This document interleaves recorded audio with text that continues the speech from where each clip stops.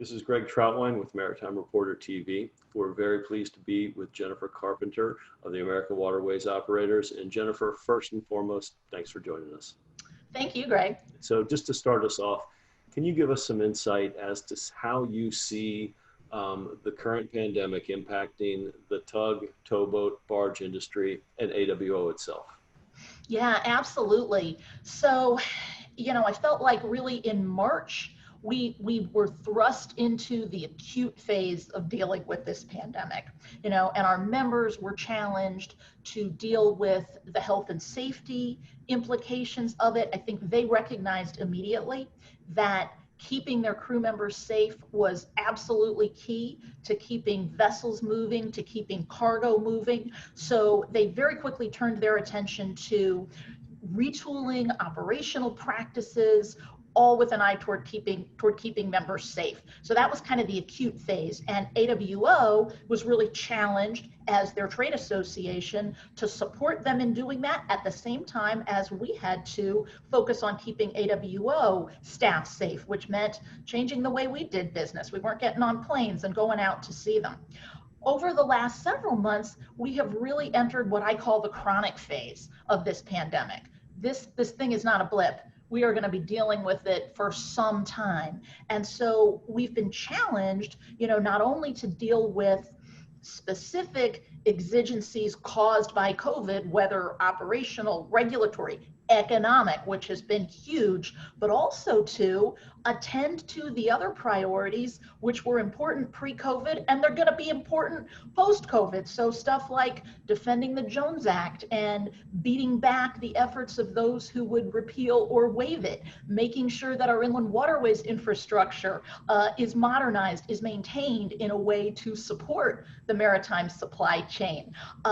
Implementing Subchapter M. Today is July 20th, so we are 50% through the certification process. So we had to figure out, and we're going to continue to be challenged as this thing goes along to deal with COVID-specific challenges, but also to deal with the things that are just fundamental to the smooth operation of vessels in domestic maritime commerce.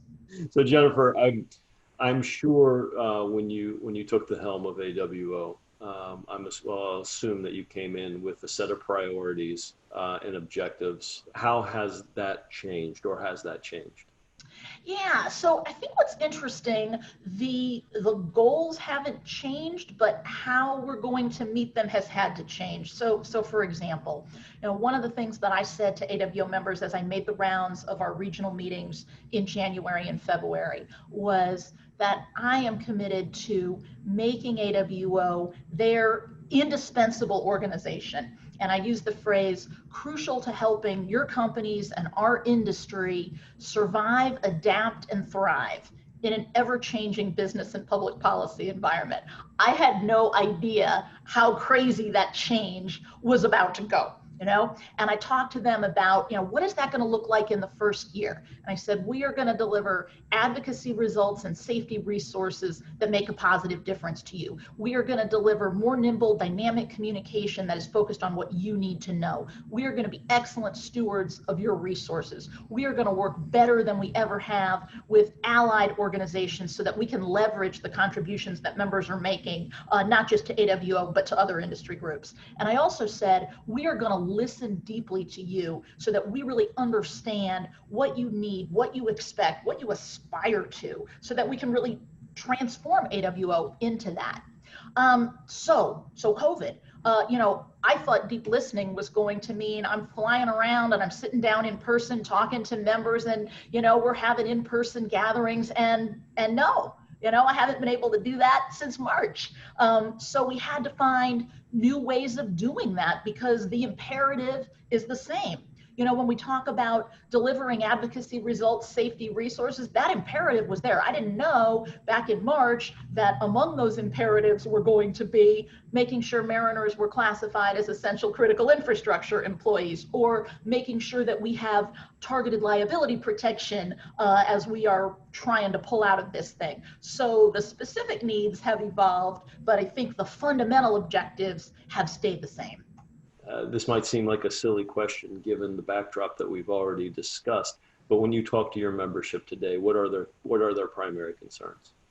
So there is just a cloud of economic uncertainty, and I would put that at the top of the list. Markets that looked like they were in real good shape at the beginning of the year, have seen just significant declines in demand. We didn't have that kind of dramatic on-off switch like, say, the passenger vessel sector did, but the dimmer switch has definitely gone way down in many sectors. And there's just a lot of uncertainty about how and when demand recovers in various sectors. So that is a big concern. Health and safety. So, I mentioned that we, in my view, have sort of transitioned from the acute to the chronic phase of this crisis. But, chronic doesn't mean lifted, it's under control. It means it's going to require our attention for a long period of time because it ain't going away.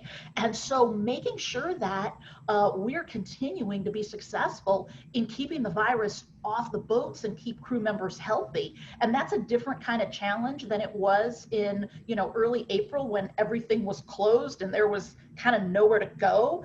That's not the case anymore. This has been with us for a long time, but it's absolutely imperative that we keep the virus off the boats. Once we get people out there, they're kind of their own little self-quarantined environment. It's a pretty good place to be, but we got to make sure they get on the boats healthy so we can keep them healthy. And then the third thing I would say is, it is more important than ever to our members that we don't have externalities or foreseeable events screw things up for us. So for example, one relative bright spot, and I'll underscore relative, in these challenged markets is the agricultural sector. So there are cargoes moving, but due to some problems at Victoria Bend, we've got tows that could be 40 barges that are 30 or 35. Now of all times, we can't afford hits like that. And so that's a concern for members. Again, dealing with the COVID specific stuff, but then making sure that we're getting a handle on the other issues, which, increase inefficiency or cost at a time when we just can't have that. And liability protection, I mentioned earlier, is very, very high on that list. When you look specifically at Subchapter M, has there been an impact from the current COVID-19 situation on Subchapter M? Do you anticipate any adjustments from this point? Yeah, so what I would say is, we had a need to do some retooling, to do some adapting, to make sure that we could get to where we needed to be with Subchapter M compliance and keep people safe. So that led to things like the use of remote audit and inspection techniques where possible, those kinds of adaptations. But again, because COVID was not a blip, it was not a hurricane that blew through in 3 days and then we could kind of recover and get back to normal. No, this thing's going on forever. We couldn't just take kind of a COVID pause from Subchapter M implementation. So we have continued, and our members have continued to say, look, we've made huge investments in getting ready for Subchapter M, and we don't want to take our foot off the gas now. And frankly, we don't want to see COVID become an excuse for anybody who hasn't been paying attention to Subchapter M for all these many years it's been coming. So we did not advocate for an extension of the July 20th deadline. We said, hey, Coast Guard, we think we need to be flexible. We need to adapt. There may be circumstances where flexibility is needed with respect to a particular operator who was working hard, but something happened and there was a need for flexibility. That's one thing, but kind of a blanket, hey, let's just back off Subchapter M for a few months while we deal with COVID. We didn't ask for that. We don't want that. We didn't hear that from the Coast Guard. And I think the good news, what we have seen and heard from AWO members is that they are either at 50%, they are past 50%, or they've got, a boat or two that is in process that they're working with the Coast Guard to get certificated. When you look at the current situation and your role in helping your membership navigate these tumultuous waters, what do you count as the key takeaways?